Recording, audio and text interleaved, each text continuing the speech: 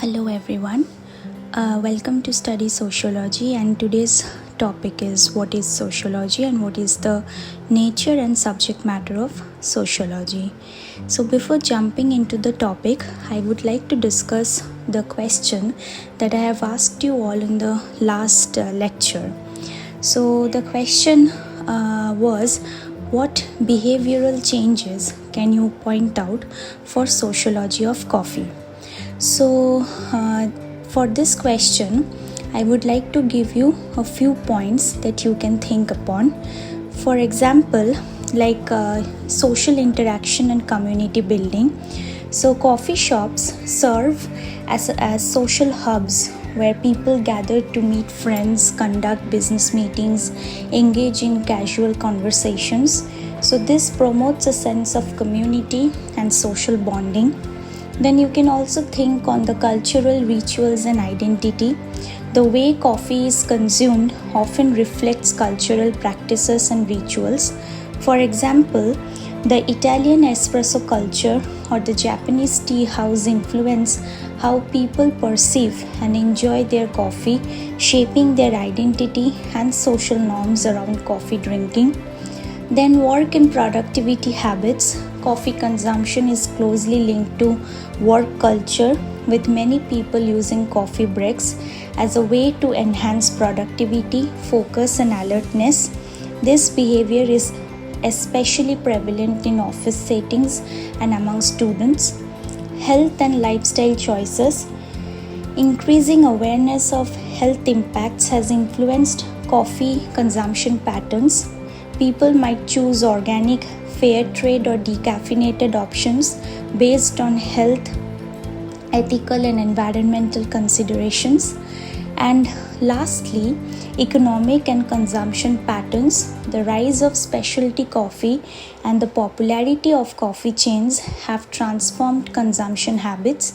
People are willing to spend on high quality or ethically sourced coffee, reflecting changes in economic behavior and consumer priorities.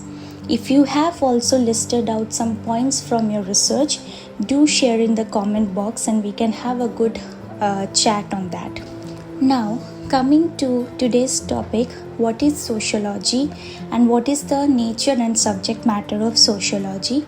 I would like to give a list of contents. That is, I will be covering the definition and the about of sociology, the subject matter of sociology, and lastly a conclusion where I will be giving you another question to think upon. So, what is sociology? Sociology is the systematic, scientific, or objective study of human social life, groups, and societies, giving special emphasis to modern societies. It is concerned with the study of various social institutions found in all societies: educational, economic, political, religious, and familiar, their nature, function, interconnection, and sequences of continuity and change. Sociology is also concerned with explaining the patterns of inequality, deprivation, and conflict which are characteristic features of all societies. Sociology is above all a critical understanding of the social universe, highlighting and explaining social problems like poverty, crime, housing, and employment. In short, sociology is the scientific study of human social life, groups and institutions, their stability and change. Next, coming to the definition of sociology. So, sociology is a very broad and diverse subject as pointed by the British sociologist Anthony Giddens, and any simple generalization about it as a whole is questionable. Giddens, however, points out that the definition of sociology as a science of society is broadly accepted. Next, let's discuss the nature and subject matter of sociology.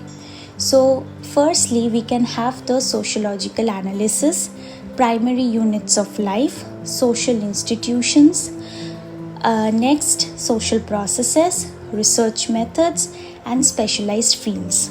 Now, coming to the first point, sociological analysis.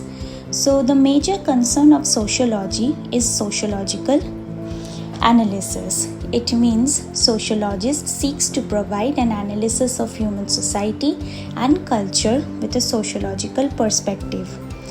It evinces the interest in the evolution of society and tries to reconstruct the major stages in the evolutionary process. An attempt is also made to analyze the factors and forces underlying historical transformations of society. Secondly, sociology has given sufficient attention to the study of primary units of social life. In this area, it is concerned with social acts and social relationships, individual personality, groups of all varieties, communities, urban, rural, and tribal, associations, organizations, and population. Thirdly, sociology has been concerned with the development, structure, and function of a wide variety of basic social institutions such as the family and kinship, religion and property, economic, political, legal, educational, scientific, and so on. Fourthly, no sociologist can afford to ignore the fundamental social processes that play a vital role, such as cooperation, accommodation and assimilation, social conflict including war and revolution, communication including opinion, formation, expression and change, social differentiation, socialization, social control, and deviance including crime, suicide, and so on. Fifthly, sociology has placed high premium on the method of research as well. Contemporary sociology has intended to become more and more rational and empirical rather than philosophical and idealistic. Sociologists have sought the application of scientific method in social researches. Like a natural scientist senses a problem for investigation, he then tries to formulate it into a researchable proposition. After collecting the data, he tries to establish connections between them. He finally arrives at a meaningful concept, proposition, and generalizations. Finally, in the present era of explosion of knowledge, sociologists have ventured to make the specializations also. Thus, today, a good number of specialized fields of inquiry are imagined out. Sociology of knowledge, sociology of history, sociology of culture, and so on are present as specialized fields of sociology. So, coming to the conclusion, now I would like to give you a proposition or a question that you can think upon and do some research. So, can you point out how the subject matter of sociology has evolved with time? Or what more can you add to the list? So when you have done your research, you can put them in the comment section and we will discuss this in the beginning of the next lecture. So that's it. Thank you very much. Do subscribe to our YouTube channel and press the bell icon for the next tutorials. Also check our website for the online resources as a guide to your study. You can also follow us on Instagram for short, quick revision content. Thank you and see you in the next tutorial.